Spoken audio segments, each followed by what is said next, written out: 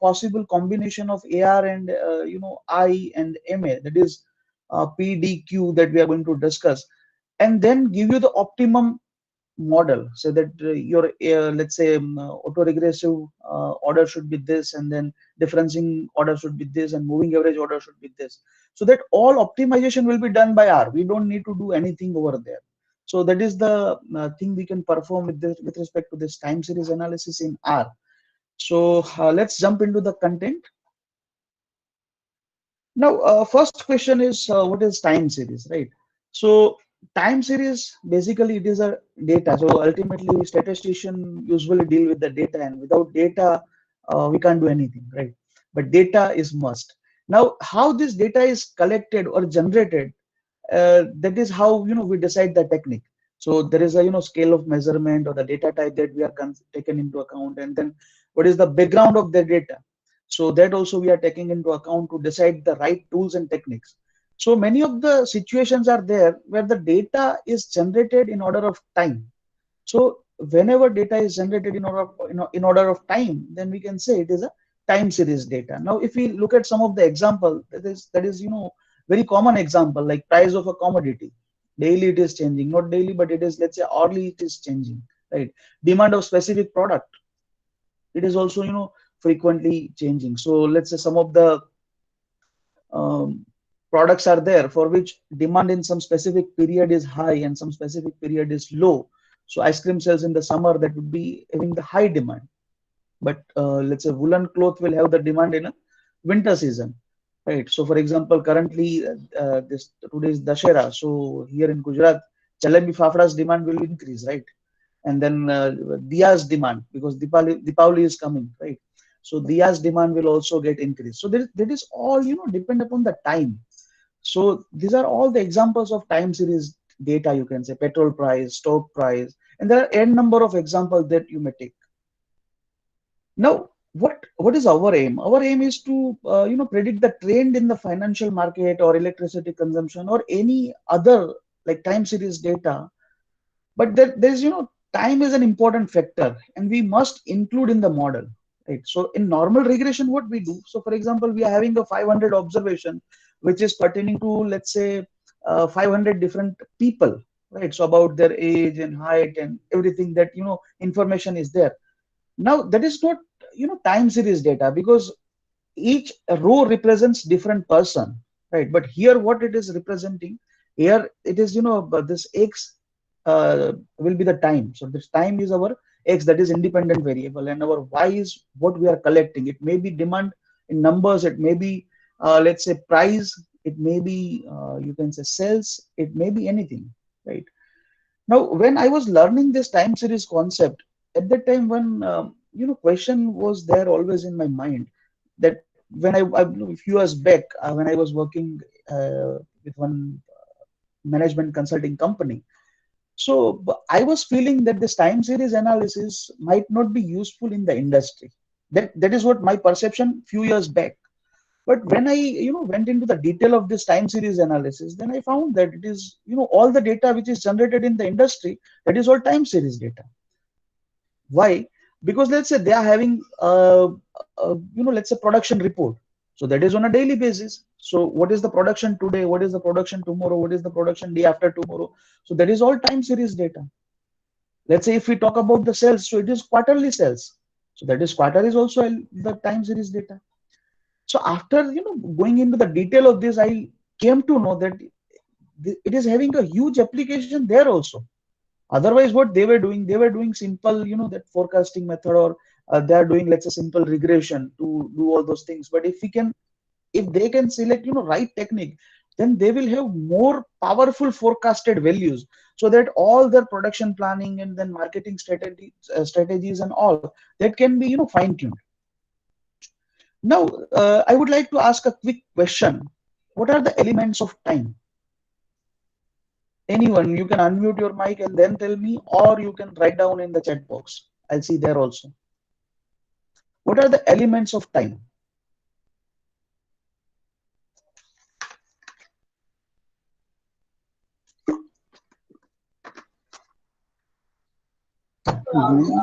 Data पर minute भी लिया जा सकता है सर, और पर सेकंड भी, मतलब टाइम सेकंड Right. में सेट करेंगे, उस हिसाब से डेटा हम कलेक्ट करेंगे, सेकंड्स, Okay, मिनट्स correct. या आवर्स वगैरह में, element of time Exactly. Means.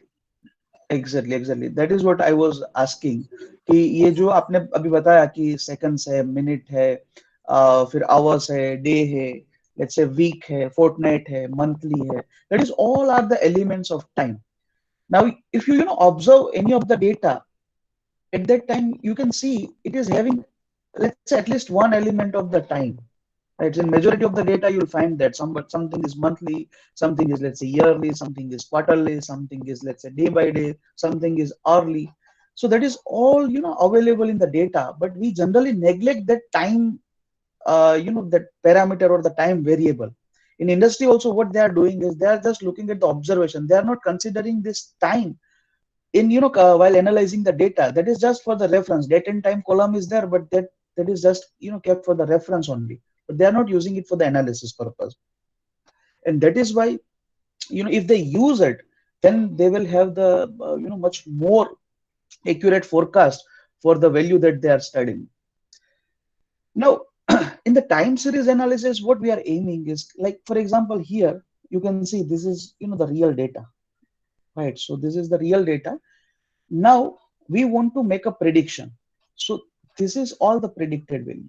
So this is the same thing that we are going to do at the end of this presentation in R, that we are having, this data. So from here, by studying all this data, we are going to study the trend, whether it is cyclic or not, whether it is stationary or not, whether it is, like, what you can say, seasonal is there or not. Then, what are the other elements which is there in the data, irregularities are there. So that all will study using all this data which is available, and then we are going to make use of it by studying its, pattern, this trend, cycle, and all. We'll make one model which will give you the prediction about these observations. Right. Now these observations are predicted, so it will have a bound, right? So that bound is known as a confidence interval, because whenever we go for the prediction purpose in statistical analysis or statistical modeling, at that time those predictions should have that, confidence interval, because those are the predicted value, not the actual values. So here you can see it is, darker green color, that is showing the 50% confidence interval, and the lighter green is showing the 90% confidence interval that you can set. For example, if you want 90% and 95%, so that will be accordingly calculated. So this is exactly what we are going to do at the end of this session. Now, a time series is simply a series of data points which is ordered in time. And in time series analysis, a time is often a independent variable. So please note that time is an independent variable. That is the, highlight of this statement which is written over here, because this time stamp is generally, if you look at the table at that time, it is something like this, that here date is written, and here total production, and then total rejection, and let's say other parameters are given. What they are doing is they are just considering this data, they are ignoring this, but here this is our X, right? And let's say if we are talking about the production, then this will become our Y, right? So this is X, this is Y. If we are talking about, let's say, rejection, right, so this will be our Y and this will be our X. If we are talking about the profit, right, so day wise profit is given, so here profit will be our Y and this date will be our X. So that is how this time is behaving in our model. Now, time series forecasting technique attempts to account for the, changes over time by examining patterns, cycles, or trends, or using, information about different time periods to predict the outcome of the future time period. So basically, what it is doing, it is using all this information. There, it will study this cycle, trend, and pattern, and everything, and then it will give you the prediction about the next period of time or future time, you can say. So this is just a basic about the time series and time series analysis. Now the question is why we should perform this time series analysis. What are the aims of it? Right. So the aim of time series analysis is to forecast the value of series for the future. Because if we know the demand, let's say if I know that what will be the demand in the next month, then I can plan in a better way today itself. I don't need to rush behind the demand. I don't need to go for the firefighting. What I need to do is I just need to plan and line up my activities if I know the future demand, right? Now, forecasting is an art as well as science. Okay, it is quite similar statement which is also used in the definition of statistics, that statistics is an art and science. So forecasting is also an art and science. Now, why it is art and why it is science? Because see, if you look at the art, then art is something like that. You'll have different perspective for the same thing. So if I show you one picture, then if I ask you some question with reference to the art, then you'll all have the different perception, right? So and all may be correct.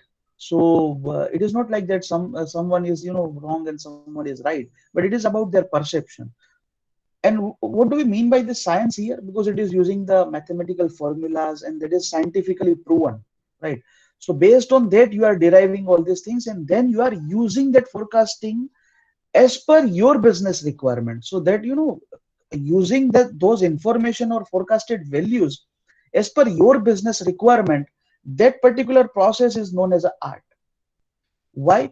Because let's say if I give you forecasting value and if you can't use it for your business environment, then let's say there is no meaning for that doing that forecasting.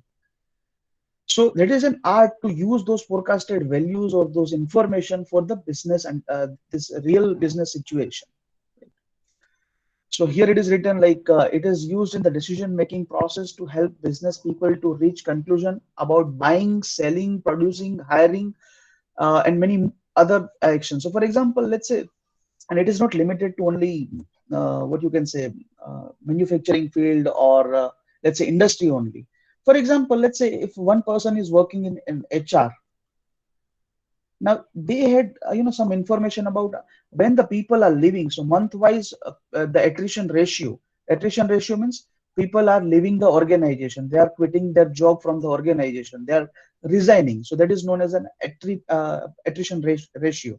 Right. So if I have, let's say, last 10 years of data as an HR, that in which month how many people had left their job.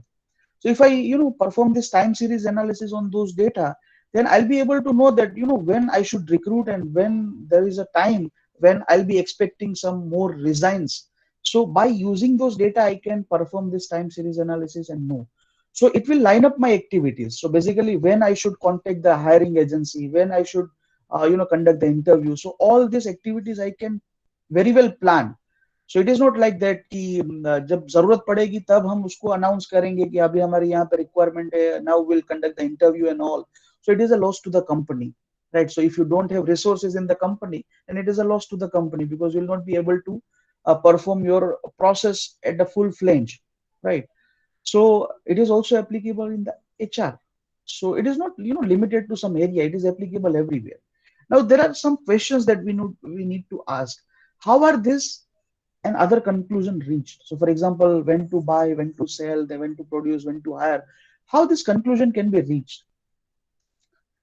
What forecasting techniques to be used, right? So this is another question, like, okay, this concept is clear, that okay, time series analysis will give you the forecast value or the future values that will help us to make our decision making better. But what are the techniques that we should use, right? And whether whatever you are giving by using some mathematical or statistical model, is it accurate? So this kind of question may be there when you are going to implement all these things. So at that time this question will come. So that is why these are all the things that we are going to discuss, that how this we are going to reach to the conclusion, what are the techniques that we are going to use, and let's say how to forecast and how to check the accuracy of the forecast. Now, if you look at the application of time series, then again, I would like to, highlight this slide because it is, in a different areas. It is, all around the areas which you may even think. So let's say election forecasting, supply chain forecasting, advertising spend, web traffic. Do you know, like web traffic? I don't know. I shared in past or not. I think during machine learning, I shared this experience. One of my friend who shared one article. In that article, the social media platform traffic is mentioned over there. So let's say FB, Insta, LinkedIn, right? So there one matrix is there. So let's say, let me open the,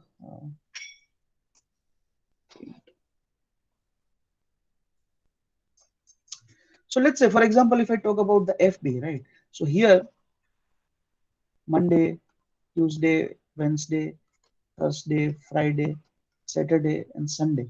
And here, even this time is also given, like from let's say 9 o'clock to 10 o'clock, and so on, like up to the let's say if it is starting from the morning, then again 8 o'clock in the morning. That is cycle that has been given, and this grid that is representing the you can say the traffic of it. So here it was represented by the heat map. Now heat map means it is having the color scheme and all. So here let's say for example this color I am using.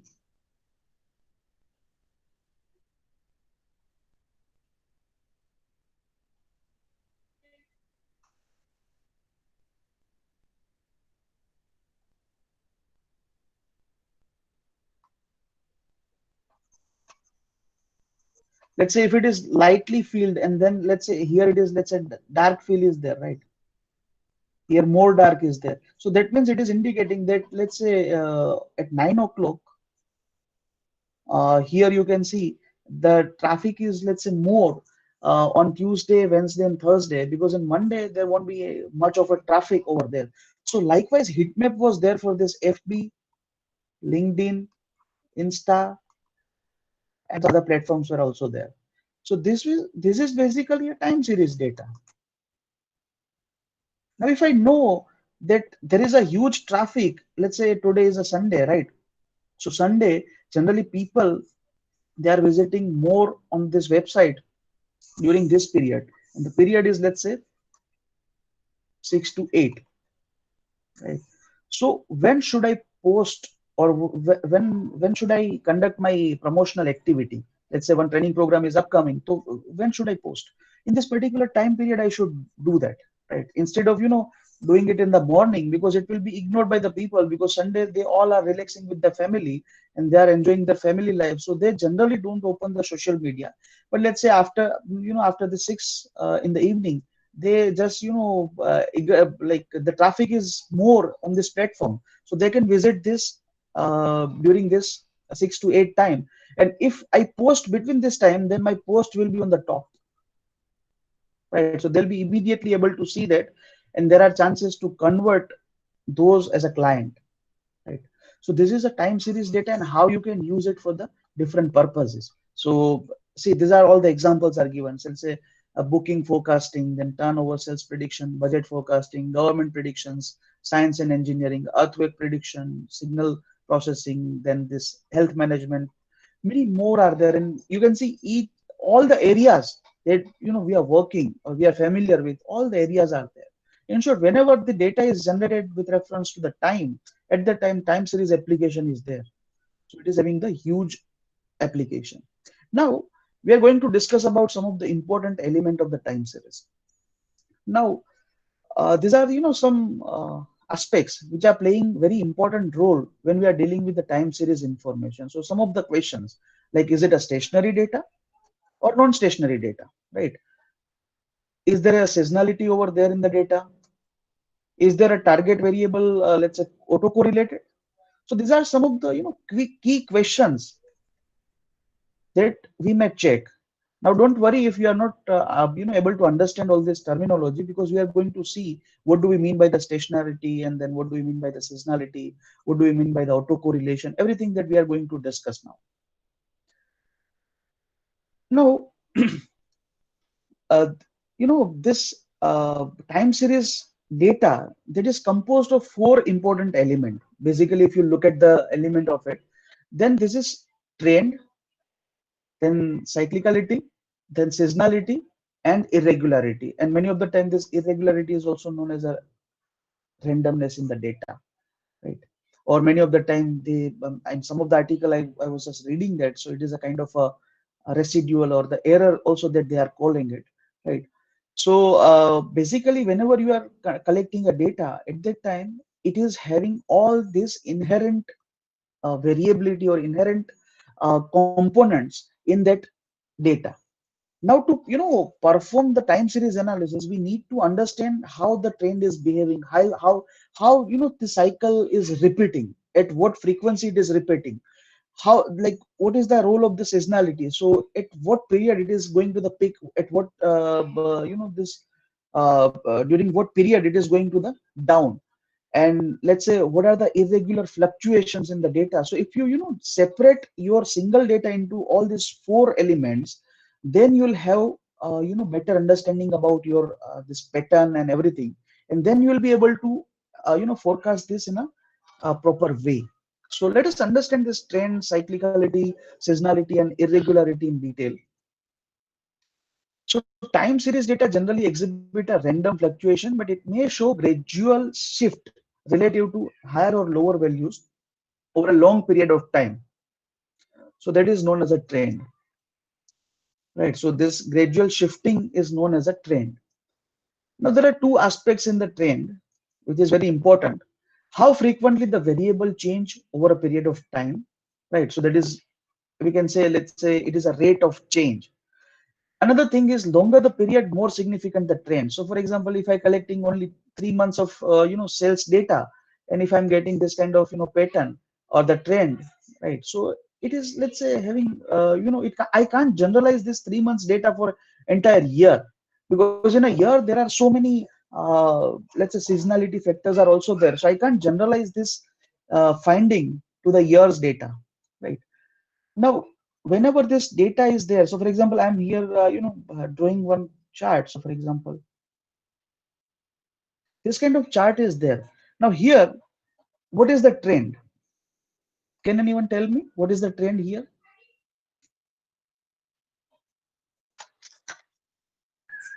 Not consistent. Yes, it Irregular. is not It is Increasing.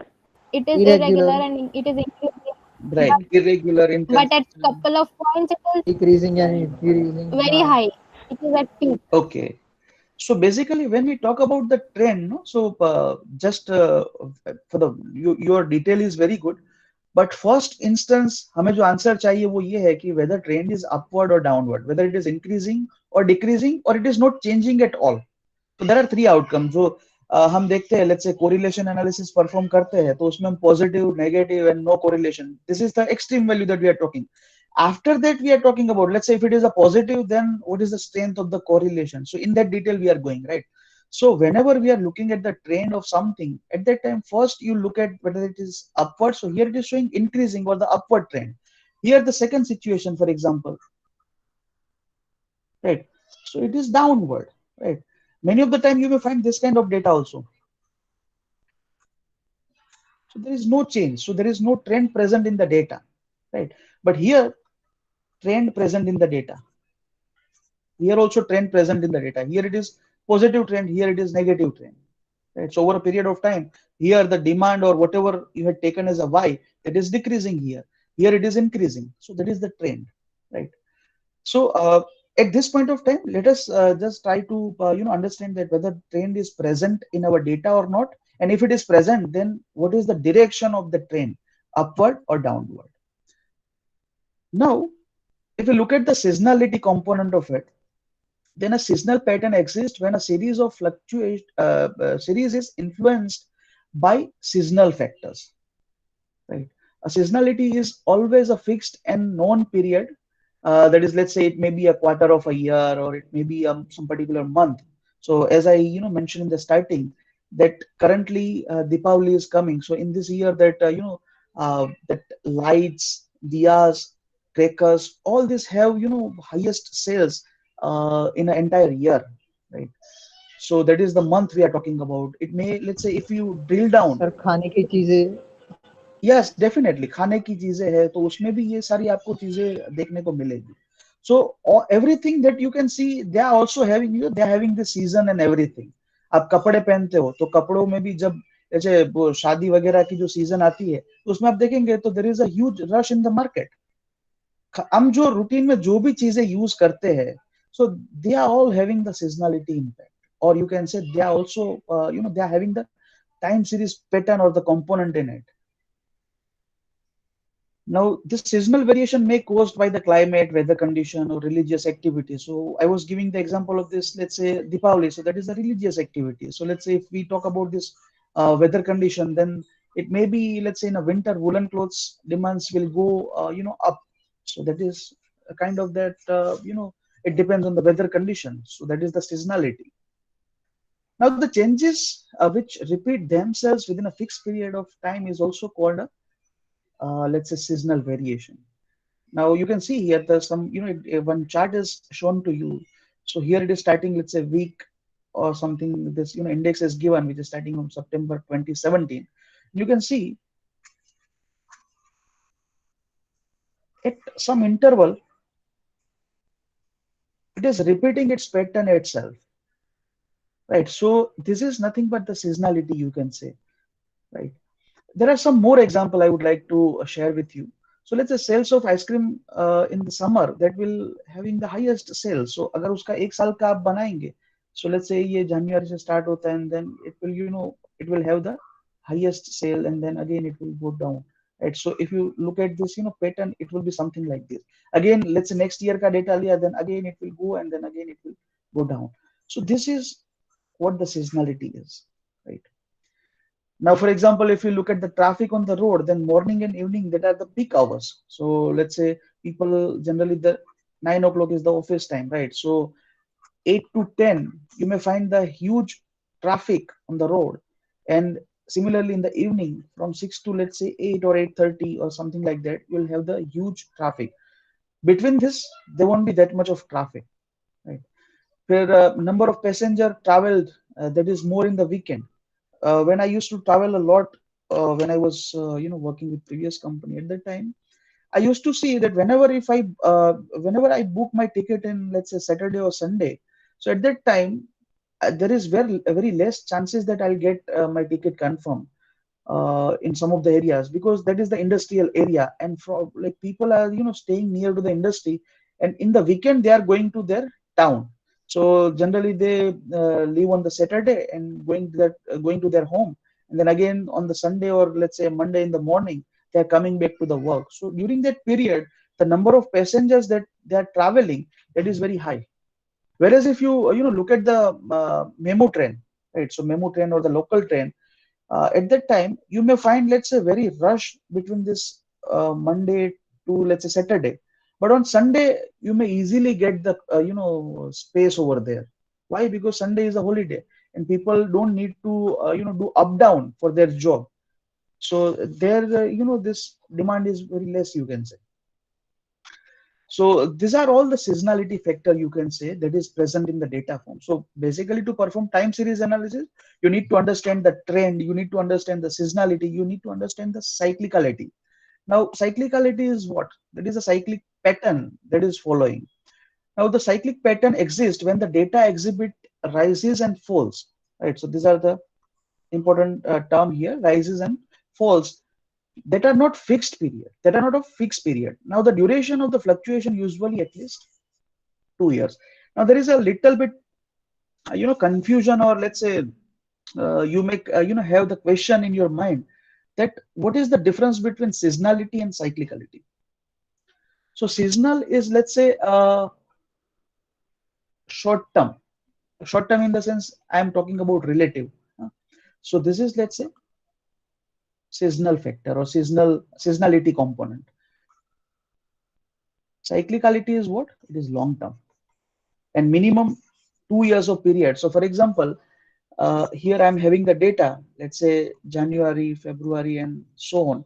So here it is showing that in some particular month, this period, the demand is high for some product. Now I can't generalize this unless and until I can see this for let's say 2-3 years. So again, let's say here it is, let's say, 2018, and again I'm collecting data of 2019, and I'm getting again the same pattern, right? This is the thing that I'm getting. Again, let's say I'm collecting data of 2020 and I'm getting the same pattern, right? So this is what? So this is, repeating cycle. So there is a cyclic pattern in our data. When this, you can say, when the season is repeating again and again, at that time it is making a cyclic pattern in our data, and that is the cyclicality. So that is the difference between them. Let me just remove this, what I drawn over here. Yeah. So if fluctuations are not fixed a period, then they are cyclic. And if the period is unchanging and associated with some aspect of the calendar, then the pattern is seasonal. So as I mentioned that, seasonal is with reference to the calendar, you can say. So calendar is of 1 year. So, if you are analyzing your data for 1 year and then you are finding some pattern, so that is a seasonal aspect that you can look at it. And let's say if it is again repeating in the next year also, and then again next year also, then you can say it is having the cyclic pattern. And the average length of the cycle is longer than the length of the seasonal pattern, and the magnitude of the cycle tends to be more variable than the magnitude of the seasonal pattern. So that is what I explained, that it is longer period of time, and then also it is having the more magnitude. Now there is a fourth component, that is irregularity, or many of the time it is known as a residual or the randomness in the data. So irregularity refers to the residual or the catch-all. So after separating the strain, seasonality, and the cyclicality, whatever remaining, that is all you can say it is a irregularity, right? Irregularity is caused by short-term, unanticipated, and non-recurring factors that affects the time series. Now it is highly unpredictable. It may be but like sometime it is happening, sometime it is not happening. So if you remove all those components, then only random or residuals will there in the data, right? So that is known as a irregularity. It can happen as often as, let's say, day to day. So many of the time you may find this irregularity day to day, hour to hour, month to month, that kind of pattern it may fall. And they are subjected to the momentary change, or let's say which is let's say you can say unexplained. An irregular variation may caused by unexpected events, like it may be a natural disaster, war, then earthquake, flood, let's say many more, right? You can add a number of, let's say, natural calamities and all. So this kind of fluctuations are basically affecting to the irregularity of the data. And as I mentioned earlier, it is highly unpredictable, right? So that is why we need to separate it out, all these things. So when you separate your data into, let's say, all this with reference to all this component, then you can see that is known as a decomposition. So we are also going to see how to make this kind of chart from the time series data. So here you can see this is the observed. That means the actual data that is behaving, how it is behaving. So that is, you can say, ups and downs, and some repeating things are there, and then it is moving to the upward. Now, trend is generally represented with the single line. It won't have this kind of fluctuation. It is represented like this, right? So whenever you are deriving this, so let's say it is the fitted line in a layman language, you can say it is a fitted line that you can get in this observed data. And let's say if I draw just a fitted line, then it is my trend, right? Now, here is the seasonality or the seasonal factor. You can see out of this, after removing the trend, all will be like this. If you remove the trend, then all will be in a same you can say level. Now if you study this, then you may have this pattern. So you can see this kind of thing is happening in that particular month. This is the data of air passenger. So in those months, you can say this is very high, and these are the low period.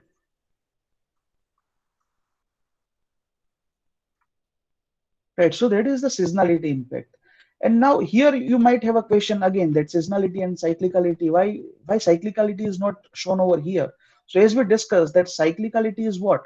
So when season is, let's say, monitored over a period of time, then it is considered to be a cycle, right? So that is actually the same component, but it is, let's say, short term or long term, depending upon that we are giving the name. So that is why R will give you only the seasonality, right? So if it is, let's say, long term, then you may consider it as a, let's say, cyclicality is there in the data. Now, if we, after removing all this, whatever is remaining, that is known as a random, or you can say irregularity.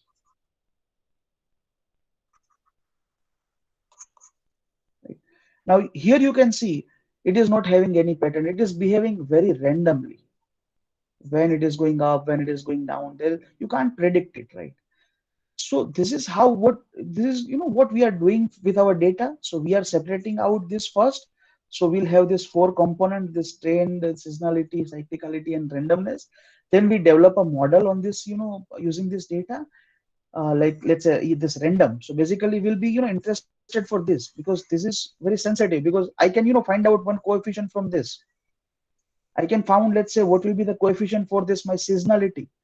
But what I need to do is I need to develop a model using this random or the residual, and then I need to add all these coefficients or the, whatever I have removed from the data, and then this model will be used for the prediction purpose. So that is how this time series analysis will be working. Now there is one another terminology, that whether time series, let's say our data is stationary or non-stationary. So here you can see when we call it stationary. So process is said to be stationary if mean and variance are constant over a period of time, and also there is no seasonality. Now what do we mean by the non-stationary process? So if mean and variance are not constant over a period of time, and let's say there is a seasonality factor in the data, then you can say there is a let's say non-stationary data is there. Now by looking at this, it is also air passengers data. Now by looking at this, can you tell me that is it stationary or it is non-stationary? Can anyone? Stationary. Non-stationary. Non-stationary. Okay, why? It Because is exponential. It's growing. No, its trend is growing. Right, trend is growing. Over the period of time, it is going. Okay. Now just try to read this graph with reference to the definition I had given over here. Right. So we are talking about mean and variance. Right. So here, for example, for this particular year, mean is somewhere here. And for this year, let's say mean is somewhere here. And for this year, mean is somewhere here. Right. So it is growing, as you rightly mentioned. But when we say it is growing, that means what? That means its mean is shifting. Right. So mean is not constant over a period of time. Right. So this condition is violating. Another thing that you can look at it is a variance. Right. So here you can see this variance. So initially the variability in this particular year is this much, and if you look at this particular time, at that time variability is very more. So variance is also playing an important role while deciding the stationary and non-stationary. Here in the second graph,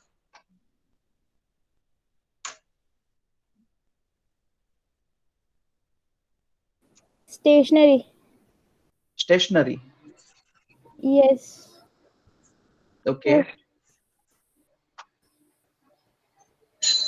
So why stationary? Because you can see here, variance is, let's say now, here also and here also the variance is same, but still I can't say it is a purely stationary because the trend is present still.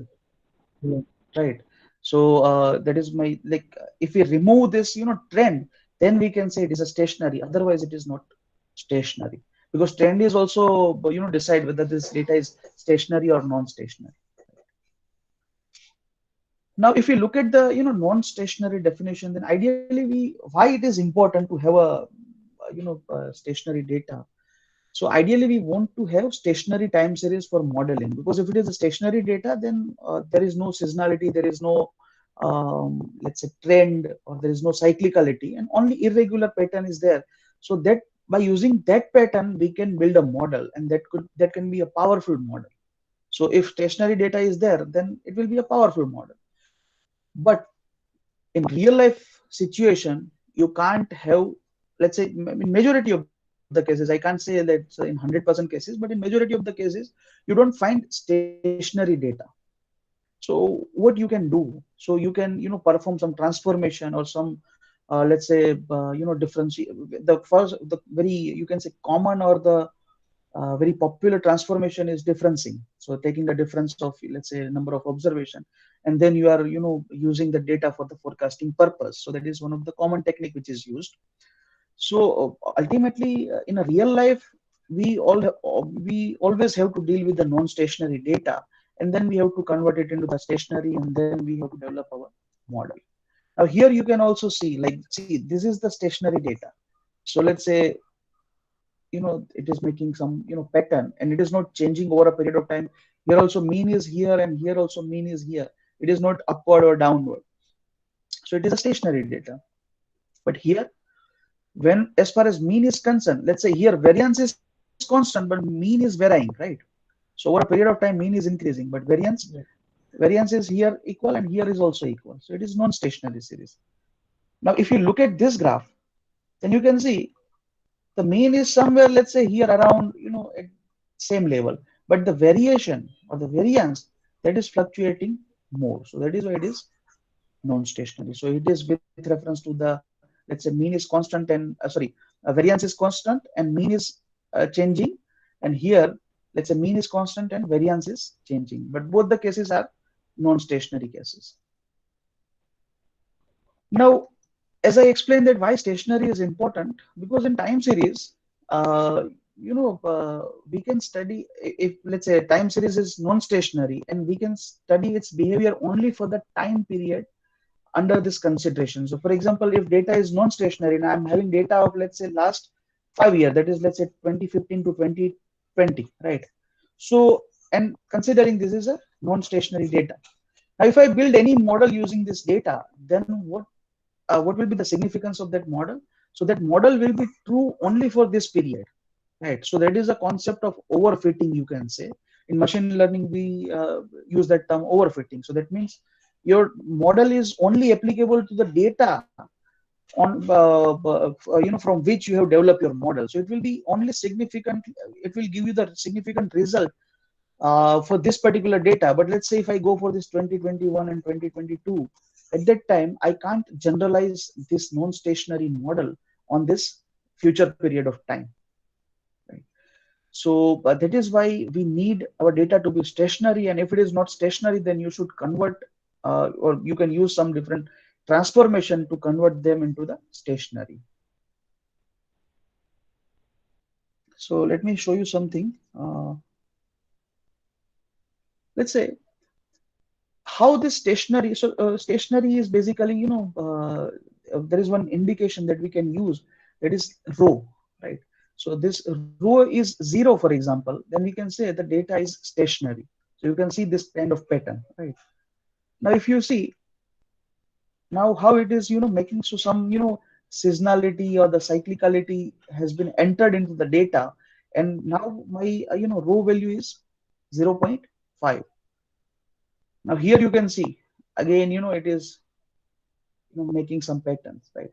So here my rho value will be 0.9, and it is a serious violation of the stationary. And now if you look at this data, then it is having the trend, seasonality, cyclicality, everything. And then the value of rho will be 1, right? So this is, the value that we are testing to, check whether our data is stationary or non-stationary. Now, this is the pattern you may see in the share market. वहां पे ऐसी pattern कम देखने को मिलती है, but this pattern usually you can, see in the share market, or you can say stock prices. Now, if let's say, many of the people, what they are expecting is कि time series analysis हम share market है, उसमें हम time series model fit करेंगे, and then let's say I'll be, able to predict the future values and everything, and then I'll be a millionaire. But it is not the right thing, right? Because whenever there is a non-stationary data, then there is high chances that prediction will not be right also. And let's say if it is the, let's say, true thing that, for non-stationary data you can develop an accurate model, then we all can be millionaire, right?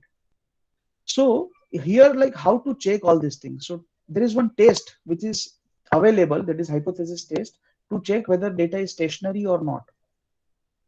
So to state that, we can use this Dickey-Puller test, right? This test it tests the null hypothesis, that is unitrue, or you can say stationarity is present in the autoregressive model or not, and it is named after statistician David Dickey and Wayne Fuller, who developed this test in 1979. And these are two gentlemen, or the statistician who developed this model. Now, Dickey-Fuller test, how would be the hypothesis statement would be? So let's say H0, that is null hypothesis, would be YT. That means the the Y, that is the, let's say, sales or the demand at particular time is having the random walk. That means it is a non-stationary process. Random walk means it is having a non-stationary process. And the alternate hypothesis would be YT is not random walk. That means stationary process. Now, if you get here the value of P is 0.002, then what will be our decision? So I had, let's say, for example, I perform this for one of my data set, and I have got the P value of this Dickey-Fuller test as 0.002, then how or what should I conclude?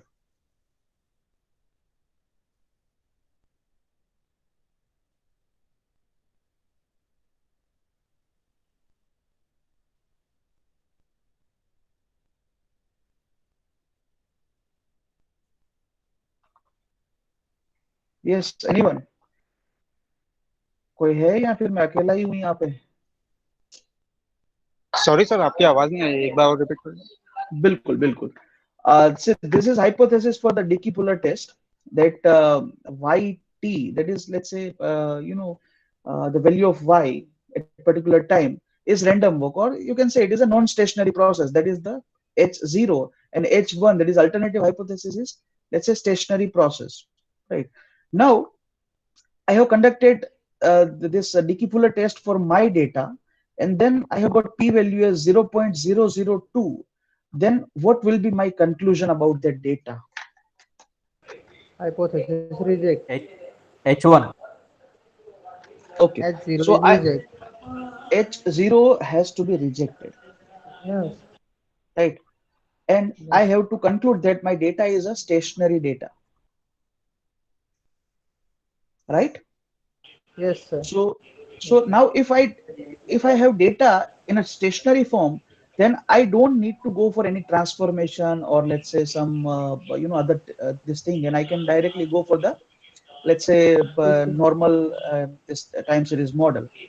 But let's say if I get P value as 0. Let's say 678, then And non-stationary. Except H0. We have to okay. convert So it here to it is a Excel. Accepted. yes, exactly. So we correct. So if we are getting this kind of value, then what we have to do? We have to transform our data by using different techniques. We may take a log, or we may take a differencing technique, and there are many more. So that process you need to perform if your data is non-stationary data. Now there are different types of models. So till this point, we were discussing about let's say what are the what is time series, and what are the important elements of the time series, like trends, seasonality, cyclicality, irregularity, stationary, non-stationary, everything.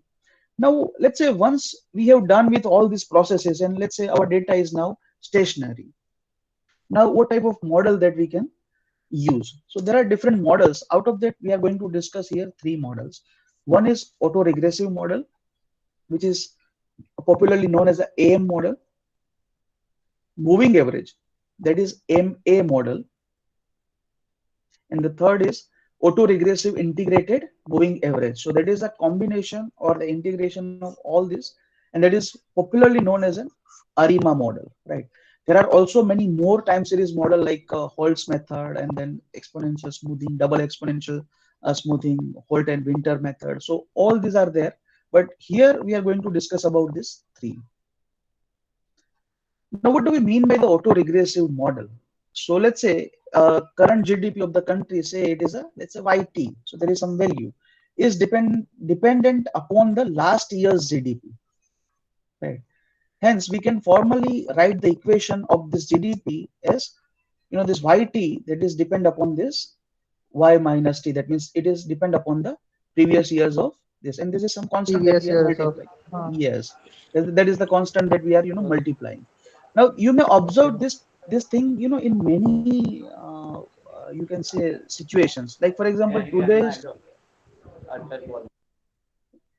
so for example, let's say number of cases today with reference to the corona, that is depend upon the yesterday's cases, and the yesterday's cases are, yes,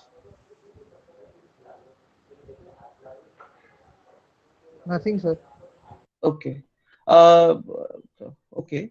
Can you please mute your microphone whenever you are not speaking, so it won't disturb the session. Now see, you will get this kind of thing. Like for example, today's cases are dependent upon the, let's say, yesterday's cases, because ultimately how it is spreading, how corona is spreading by coming into the close contact and all, right? So yesterday, let's say there are 100 people who were infected. Now they meet to, let's say, several people, and now it is realizing that okay, they are also having the positive corona, right? So that is depend upon some previous observation, even in the stock market. So today's price may be depend upon the yesterday's one. So whenever this kind of dependencies are there, then you can say it is an auto-regressive model. And here, when we are taking, let's say, t minus 1, that is previous observation, the current observation is depend upon the previous observation, then you can say it is a AR1 formulation, and then this one is denoted by the, let's say, the period that we are talking about. Now, there is another example that we can take to understand this autoregressive model. So, for example, let's say YT is a number of juice bottles that is sold in the city on particular day. Now, during winters, very few vendors purchase juice bottles. Suddenly, on a particular day, the temperature rose and the demand of juice bottles soared to the 1,000. However, after a few days, the climate became cold again, right? So that was a period, like in this winter, one day the temperature has increased, and suddenly the demand for the juice bottle, the cold drinks, that also increased. But after a few days, let's say this, again there is a cold. For example, the temperature gets down. Now, but knowing that the people got used to drinking the juice during the hot days, there were 50% of the people still drinking the juice during the cold days. In the following days, let's say the proportion went down to 25% only. That is 50% of the 50%, and then gradually to a small number after significant number of days. Now, if you look at the data or the trend, or let's say when we draw the plot of this data, then how it would look like. So it is something like that. So here, let's say very less demand is there, very low demand, because it is a winter, and suddenly on this particular day there is a rise in the temperature and it has suddenly gone up, right? And now after a few days, let's say after these days, let's say there is a decline in the temperature, but still many of the people are habitual to have a juices or the cold drinks, and then this demand will slowly decay, right? So that is a AR model, you can say. This kind of pattern, whenever you see that, you can say it is a AR model. Now, if we talk about this moving average, then moving average is a term in a time series model. It is a past error that is multiplied by the coefficient. So we are talking about the past error here. Let's say practical example of it: a manufacturer produces a certain types of bags which were readily available in the market, but being a competitive market, the sale of the bag stood at 0 for many days, right? So एक बंदा manufacture जो bags है वो बना रहा है, but it is the same, like market में भी बहुत सारी competition है और they are selling the same bag, so उनकी demand इतनी थी नहीं और वो 0 की 0 ही रहती थी. तो उन्होंने क्या किया कि one day he did some experiment with the design, right? So design of the bag, and produce a different types of bag. And this type of bag was not available anywhere in the market because it is designed by himself, right? So demand is increased drastically. So he was able to sell the entire stock of 1,000 bag, and let's call it, let's say, white tea, right? Now the demand got so high that the bag ran out of the stock. Now ये actually 1,000 bag उसने बनाई थी, लेकिन suddenly 1,500 की demand आ गई, तो 500 लोगों का क्या हुआ? They were not able to purchase the bag, and that is called the gap or the error at that point of time, you can say. Now with the time Beg had lost his woo factor, हम बोलते हैं ना wow factor, जो initially जब कोई product launch होती है उस time पे उसका wow factor जो होता है, after let's say now it is readily available, so it's lost their wow factor.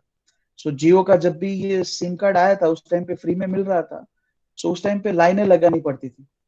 But after that, when it is available readily in the market or easily in the market, after that it has lost its woo factor. अभी वो free में मिल रहा है तो भी हम let's say नहीं मेरे पास है वो रहने दो, अभी मुझे नहीं चाहिए, right?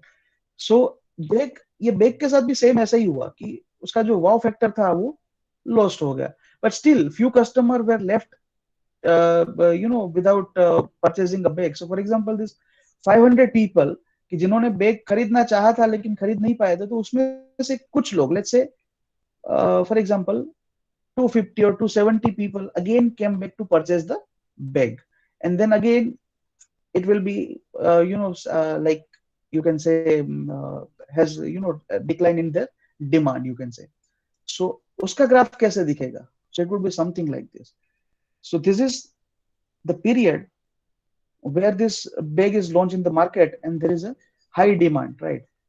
So 1500 की डिमांड थी और 1000 लोग ही खरीद पाए, बाकी के 500 थे वो उसमें से लेट्स से कुछ लोग. तो यहाँ पे ये कुछ लोग वाला जो पॉइंट है, this point, and that point is let's say 50 people again came back to purchase the bag. So here also you can have this value, and after that again it will go like this. So that is the concept of, you can say, moving average, right?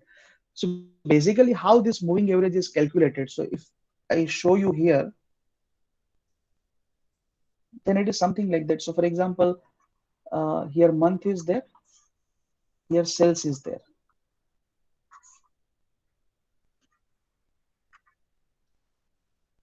ऐसे करके मेरे पास data है. Here let's say 5, 7, 3, 2. Likewise, I am having the data. Now, whenever we are calculating a moving average, at that time we have to provide that period, that what should be the leg. Leg means how much of the average should be calculated from how many observations.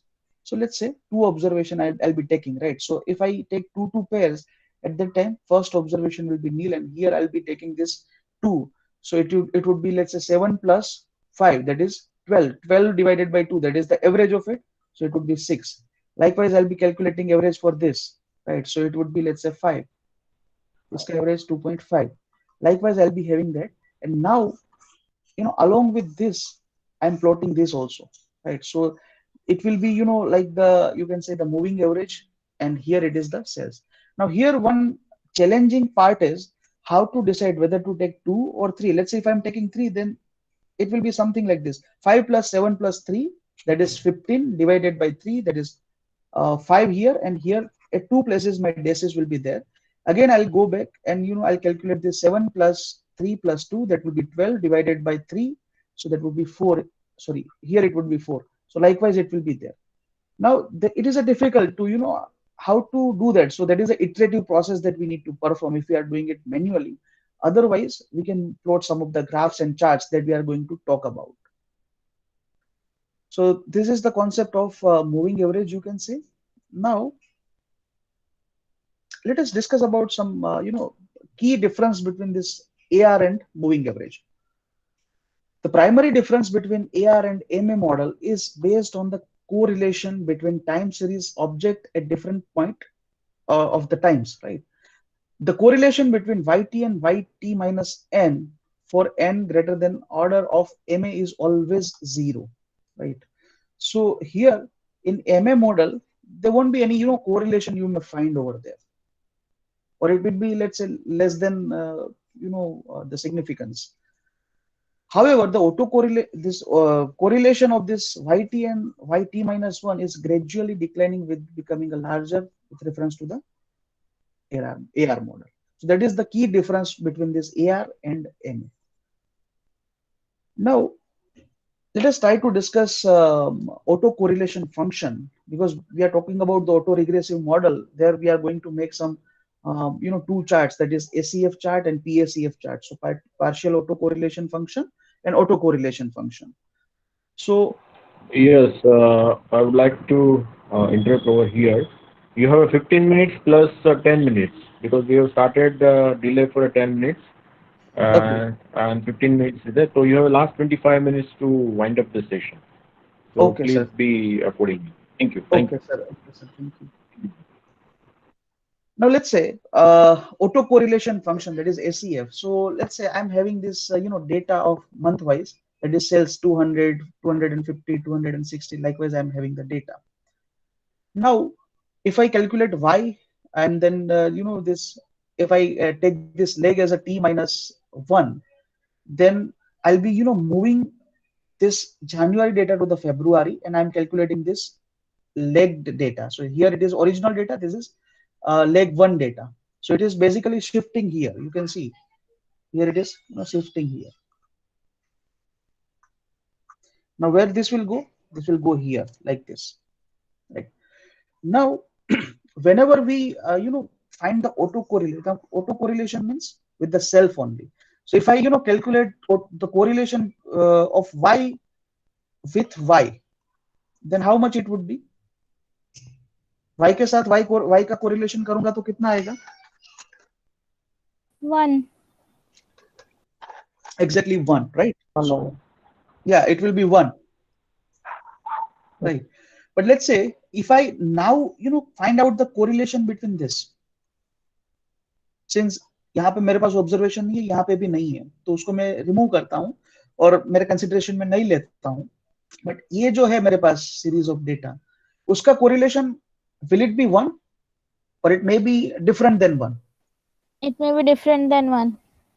Exactly, it may be different than 1, right? But ये जो auto correlation function हम करते हैं ना, तो उसमें हम यही चेक करते हैं कि by taking this legs at which leg, so वो बेसिकली ये y t minus 2 t minus 3, likewise it is calculating the leg and then give you the correlation of those, let's say with y. So y के साथ ये leg का correlation कैसा है, so ये basically indicate करता है. So let us see that graph. So see here leg period is given, so it is, let's say, leg 0, it is always having till 1, right?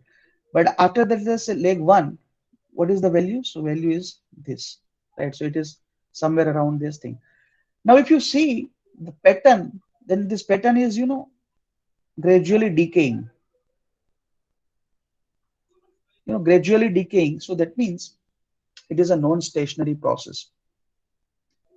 So ideally it should not gradually decaying, but actually it should be suddenly fall down, or that kind of abrupt pattern should be there. Otherwise it is making that pattern, right? So it is a non-stationary data. Now let us look at the stationary process. If it is a stationary process, then how this chart will look like, that SEF chart. So let's say the same data is there. Here just I'm using for the illustration purpose only. But if I get this kind of, let's say, chart, so here you can see with the leg 0, I'll be having, let's say, it is y with y, right? So that is 1. The second one is y with, let's say, y t minus 1. So that is this point. Where y with y minus 2. So that is this point, right? So here you can say the correlation is great. It is not making that pattern, but how it is behaving, sorry, it is something like that, suddenly decaying. It is not gradually decaying, but it is suddenly decaying. So that means it is a stationary process, right?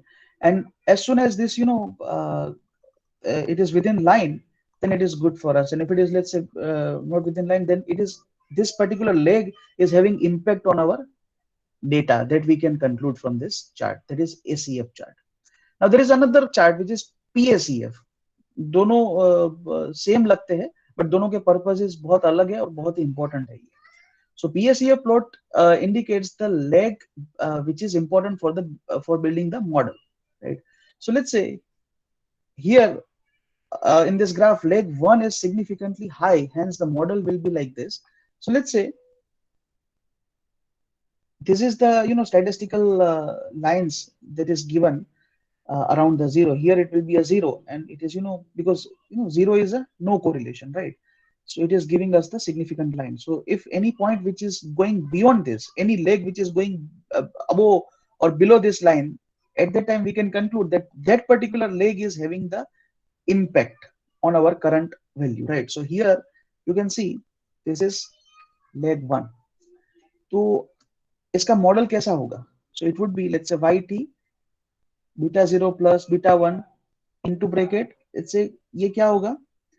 Y t minus 1, because this leg 1 is having the significant impact with this observation. So that is why we are taking into account of it.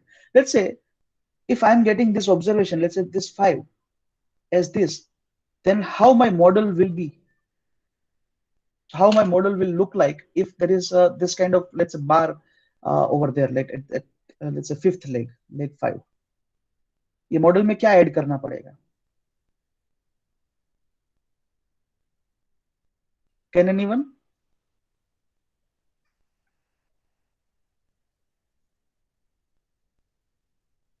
Five तक add करना पड़ेगा ना sir आपको? क्या add करना पड़ेगा? 5 तक 5 तक नहीं करना पड़ेगा, सिर्फ 5 को ऐड करना पड़ेगा, क्योंकि ये सेकंड 3 एंड 4 इसका कोई वो नहीं है. मतलब ये क्या है, आप ऐसा समझ लीजिए कि लेट्स से ये आज के दिन की जो प्राइस है that depend upon let's say yesterday's price as well as let's say 5 days ago's price. 2, 3 and 4 के कोई कोरिलेशन नहीं है. So I have to add this only in my model. But if I keep on adding all this which are let's say insignificant, तो मेरा model बहुत ही complex बन जाएगा. So it is let's say very computationally expensive model, जो इतना जरूरी है भी नहीं ये सबको इंक्लूड करना, क्योंकि उसका सिग्निफिकेंस नहीं है. But let's say here it is there. So here it will be something like that, b1 y t minus 1 plus b5 y t minus 5 and then this one. इस तरीके से होगा. लेट्स से आगे जाके ऐसा 11 में आ रहा है तो 11 का होगा. So to decide today's price, only yesterday's price, the 5 days back price, and let's say 11 days back price is, let's say, significantly playing role to decide this price. So that is what we can study from this PSCF plot. Now, what do we mean by the ARIMA? So this is the model, because till now we have understood that AR and MA, but there is one integration factor that we can add. So here it is denoted by the P, or you can say the rho. But let's say this I'm just I'll be sharing this presentation so you can read. So because of time is short, so I'll be focusing on important aspect. So AR already we have seen. So there is a P that we are talking about, and then integration. So there we are talking about the D, that is the degree of or the order of differencing, you can say. That is what we are integrating into the model. And then MA, so that is moving average. And then there is a Q. Q means the leg period basically, because हमने देखा ना कि PSCF में से हमें leg मिलता है, वहां से हमें ये auto regressiveness मिलता है, and then what we are entering into it is D. So basically these are the important component of it, that is P, D and Q when we are performing ARIMA. And whenever we are performing this or we are forecasting using this ARIMA model, at that time this 3 we have to we can say we have to give it manually when we are doing this ARIMA model. But in R there is a facility that you can use this auto.arima, then automatically it will adjust that what is the AR order, that means what is the value of the P, what is the degree of differencing or the order of differencing, that is D, and what is the MA order, that is Q. So automatically these 3 parameters it will take into account, and then optimum forecasting it will suggest you, right? So here you can see ARIMA 0, 1, 1. So here it is showing you the information about this only. So this is, let's say, P, this is D, and this is Q, right? So that is what it is suggesting.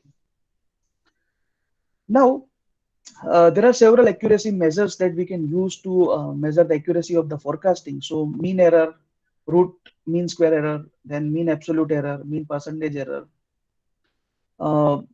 MAP, that is mean absolute percentage error, or MASC, and then SCF1. Now basically error hai kya? So that is this point. So whatever line that is fitting to the model, and what is the difference between this fitted line and the actual observation, that is nothing but an error that you can say. Now we are going to discuss about, that is what the intuition that I wanted to give you. Now one use case that we are going to use, so that is air passenger. So air passenger data is already available in the R. So this is the data of classic Box and Jenkins airline data, which is from 1949 to 1960. And this is data is look like this. It is all in thousands. So let's say in 1949 in January month, how many passengers has traveled? So it is 112,000, right? So 1,000 is removed. So this is 112, 118. Likewise, it is given. Now, if you want to load this data, then we can load this data by using this air passengers file. So let me go to the R, right? So let me increase the screen size so it will be visible to you. So I'm loading the data air passengers and storing into the AP. So let me run that, and it is done. Now if I see the structure, then you can say it is a time series structure, right? And which is ranging from 1949 to 1961. Now if you want to plot this data, then how can we do that? So let us first of all see how it is looking like with reference to the TS. So we are using the TS function, and we are giving our data, and our frequency is 12 months because it is a monthly data, and which is starting from 1949. So how it would look like? So it is looking something like this.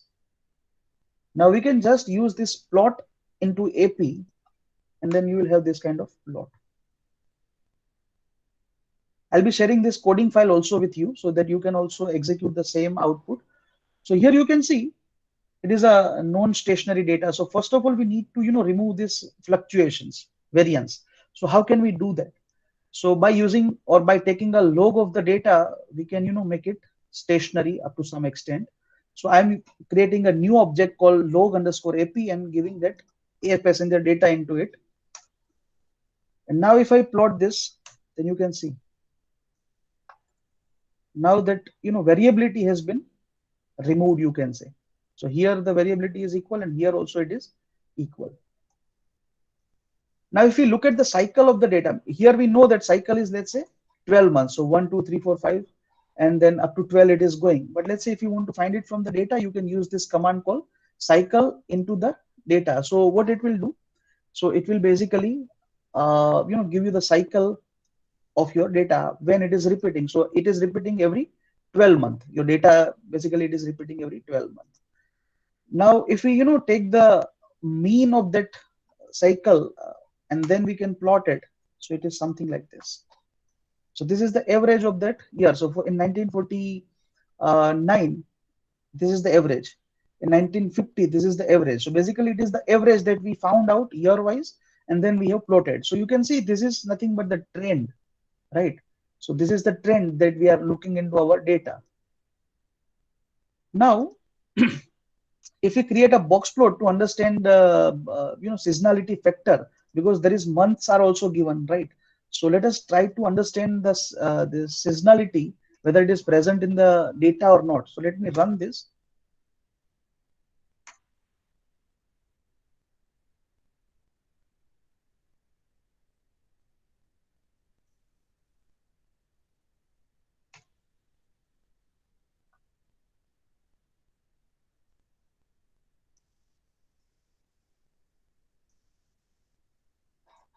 So now you can see here, month wise, we have made the box plot. So here, this is the January month of all the years, right?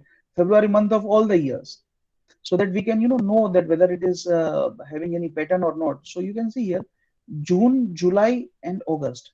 It is having, variability is also high, as well as its, median is also moving towards the higher side. So it is making a pattern. So it is showing you the seasonality that in the month of June, July, and August, there is a high number of passengers who traveled during that period in every month, every year. Now, let's say if we want to perform the Dickey-Fuller test that we discussed to check whether data is stationary or not stationary. So for that, we have to load the package called T series, that is time series, and then we can perform the ADF test. So ADF, that stands for augmented Dickey-Fuller test. And here we are going to test for this log underscore AP because we have converted or we have done the transformation. So let me use that.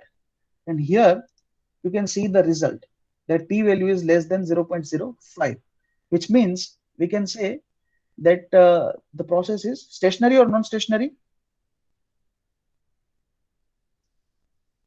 Stationary, sir. Exactly, stationary data. Right. Stationary. Now, if we want to decompose this chart, that means we want to have, let's say, our actual observation, and then we have trend and then seasonality.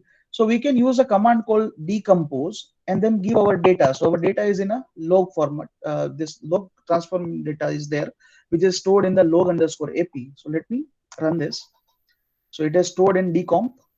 And now if we see the attributes of it, so if you see that attributes of decomp,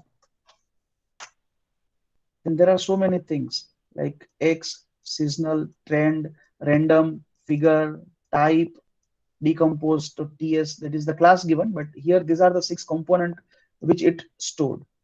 Now if you look at the figures values, then it is showing you the seasonality every month. So it would be 12 observation because 12 the cyclic cycle is repeating every 12 months. So these are the 12 observation given there. And if you look at the seasonal, then it is something like this. Every month, every year, how it is behaving.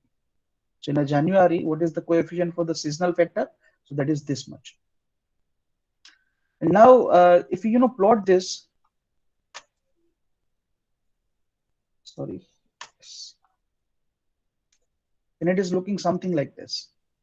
That is the seasonality index that we have done. Now here also you can see June, July, and August, right? So these 3 months are having the number of passengers are more. Now how much more? So you can see approximately 20% is higher compared to the other thing, and here it is, let's say 20% less in the month of November. Also it is, let's say, approximately in the negative side, and this 0 is the average value, you can say.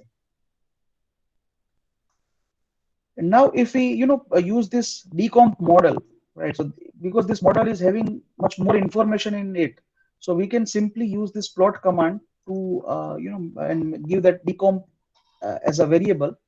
Then it will give you this kind of decomposition of the time series. So here this is the observed pattern, right? This is the trend that we can that is there in the data, and this is the seasonality of the seasonality factor or the component in our data, and this is the randomness, that is our area of interest, right? Now if you want to implement this ARIMA model, as I mentioned that we are going to implement this ARIMA model, so you can see there is one library that is called forecast that we are going to use. Now this forecast library is also having this exponential smoothing and then double exponential smoothing and all that you can explore. So library forecast, let me load that, and I'm storing my model in that model object, and I'm using the function called auto.arima, and then I'm giving my log transform data to build up the model. And now if I see the model, then you can see the coefficient and everything is given, and here 0, 1, 1. So that is the P, D, and Q. So the component of AR, that is 0, and then differencing order, that is given as a 1, and then leg is also given 1, right? And here you can see the AIC value and AICC value and BIC value is given. So in the PPT I have kept this snapshots also, so that also you can refer it to that. Now that is the attribute of the model. If you look at it, then what it is holding: coefficient, sigma square, that is variance coefficient, then this mask, log likelihood ratio, AIC, this ARMA, that is autoregressive moving average, residuals, call, and there are many more this attributes this model has stored into it.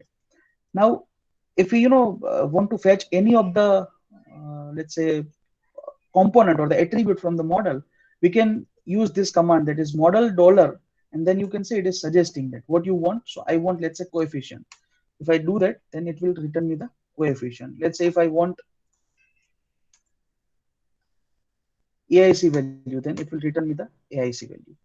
So likewise it is, you can access any of the component or the attribute from this model.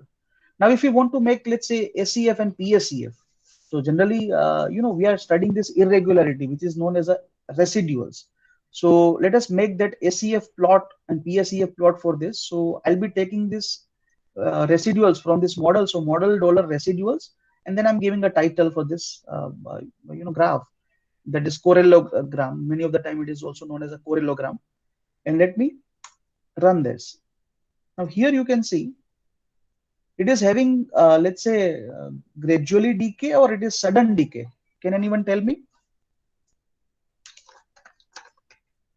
Sudden decay. Sudden decay, sir. Okay, now what is the meaning of sudden decay? Stationary or non-stationary? Just when Sorry, Non-stationary. sudden decay means stationary. No, non-stationary. it is stationary. If you just remember, I'll show you the slide. You can just refer it to it. When it is making a pattern like this, at that time it is a non-stationary. Why? Because there is a trend present over there.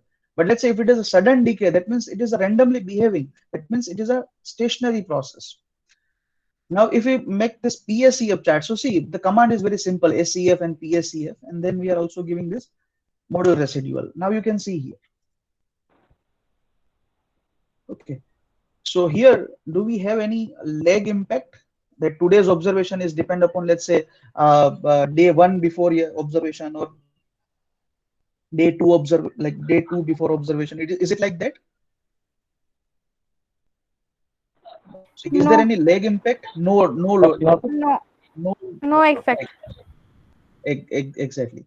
But here, this is just touching the line. So you may just, like as an analyst, you should just investigate this and discuss with the whoever is your client. उनके साथ discuss करना चाहिए कि भाई ये particular point पे या ये leg में कुछ impact आ रहा है. So is it logical or not? And then you can further decide your action plan. So that is what the PSEF diagram, right? Now, if we look at this residual, then it is also behaving a normal. It is making a normal pattern, and usually we have the assumption that residuals follow a normal distribution, or it should be a let's say with mu 0 and variance 1. So it is making that also. Now to forecast, I'm using a ggplot library, and we have our model which we'll be using for the forecast, and the function name itself is a forecast. So in forecast we are giving this model, and for what period we want to forecast. So let's say next 48 months. Why 48 months? Because it is monthly data is given. So if I write 48, then like 48 months data will be predicted, and I'm storing it into the F1 object. And here if I print this F1, then you can see this is the value.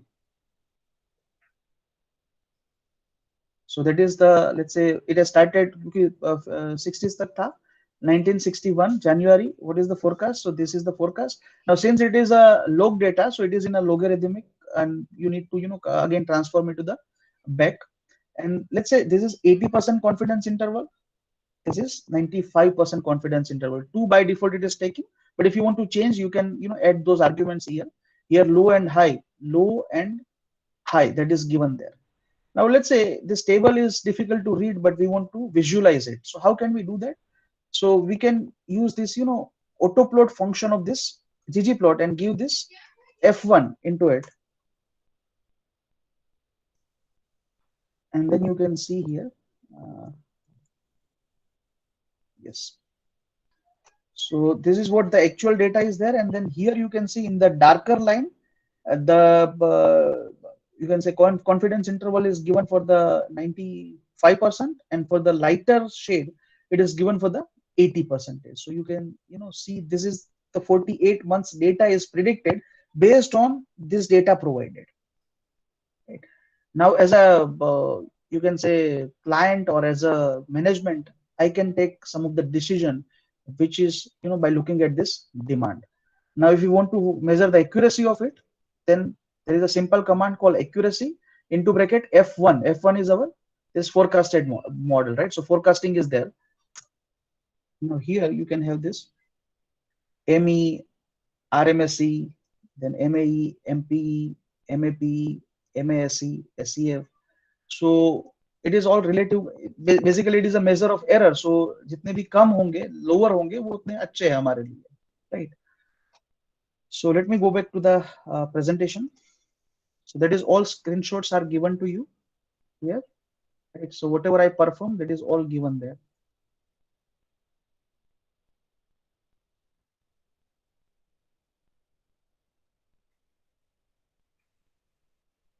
This is the accuracy that we have seen.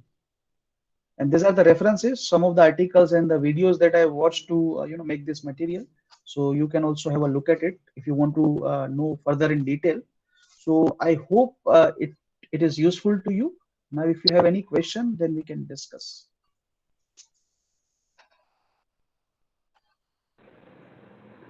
Yes, nice, wonderful presentation. Thank you, sir. Yes, anyone has any questions? Yes, sir. Sir, can you go back to that last graph where you have represent in a blue color? No. Yes. This one. Yes. Sir, Forecast. just yes, sir. Just can you tell me once again about that highlighted one, blue color highlighted one? Okay. So let me just, I have written down in the PPT. Let me just show it to you here itself. Yeah. So see, by default in our F1, what it is taking? Yes. Okay, here it is not there. See, basically in F1, what data is stored? So here month-wise, you can see this point forecast. That is the which is forming this line is there, and there is a low 80. That is 80% confidence level that it has taken by default. And what is the lower bound for that 80%? And what is the upper bound for that 80%? So that is given there. And if we let's say go for this 95%, then what is that bound? So this is that bound for the 95%. So you can, let me just run it again, F1. Now it is visible in that way. So basically this data is there, right? So here this green, there is blue shaded line which is darker in shade, that representing this low 95 to low high. So that is the area that it is representing. So darker shade is for the 95% and the lighter shade. So as your confidence level is reduced, you'll have more fluctuation. So in the lighter shade, it is 80% it is showing. Okay, sir. Thank you, sir. Yeah. Yes. Any questions? No, sir. Okay. So I hope you people have got the enough knowledge of the time series analysis and how to perform using R.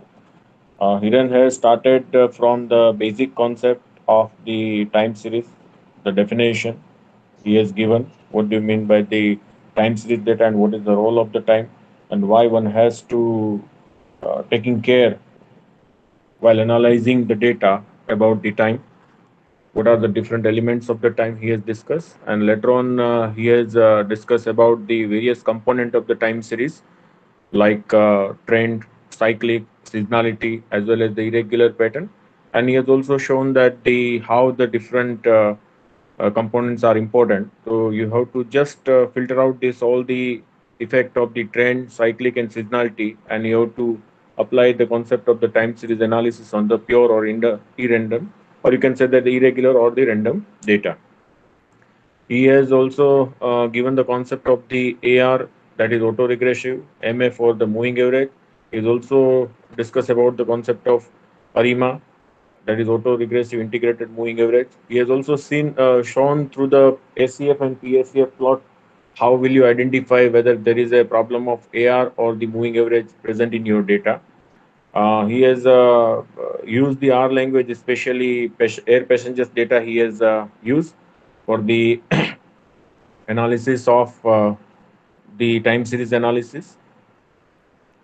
He has also discussed about the concept of the auto.arima command of the R language, and he has explained the ggplot. Through ggplot, he has discussed about the histogram, box plot, and others to decide whether the uh, residuals which we obtained, irregular patterns, whether they are the stationary or non-stationary, whether they are the normal or not, or is there any seasonality patterns is present in the data or not. I think still we are looking more because the time series itself is a, very big topic, and he has tried to give the some basic insight and how the time series analysis is useful in the industries. But let us hope we will have a few more sessions about the time series analysis, especially where we can focus on the more detail about the ARIMA and exponential smoothing. So there are, as you rightly said, the single exponential, double exponential smoothings are there. So we are also looking for the same. And I think you have recently wrote a one paper. Yes. So can you throw some light on that? Yes, sir. Basically, it was on the COVID prediction. So we wanted to predict a number of cases, number of death, total cumulative cases, and cumulative death. These are the four important parameter of the with reference to the COVID aspect. Now, if we use this simple regression analysis at that time, it is giving a good R square value and everything. But let's say that is, not the reality, because if we, divide our data in some, strain and test split, and then if we see that, then it is not, that much useful, because it is overly fitted model, you can say, or that is giving a wrong prediction, basically. Now, then, we, in support of sir only, so we analyze data with reference to the time series technique. So we use their single exponential smoothing and double exponential smoothing, and then double exponential smoothing was giving a best result there, which is quite matching neck to neck to the real values.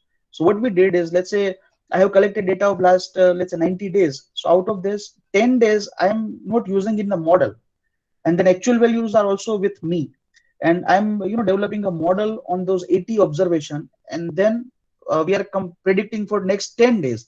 So that is 80 to 90 days that actual values and predicted values are there, and now based on that we can compare whether it is giving us a good result or not. So but there we use double exponential smoothing, but due to this time constraint I could not include that part. Otherwise sir has suggested me that I should include that also. But I was making this material at that time. I एक 1.5 घंटे में इतना सारा तो difficult होगा, but definitely I'll share that paper with you people once it is published. I think it is accepted. Yeah, it is accepted, but formally एक बार वो आ जाएगा, then I'll share it. It will be available on our website. So मैं website पे रखूंगा, so वहां से आप download कर सकते हैं उसमें. Okay.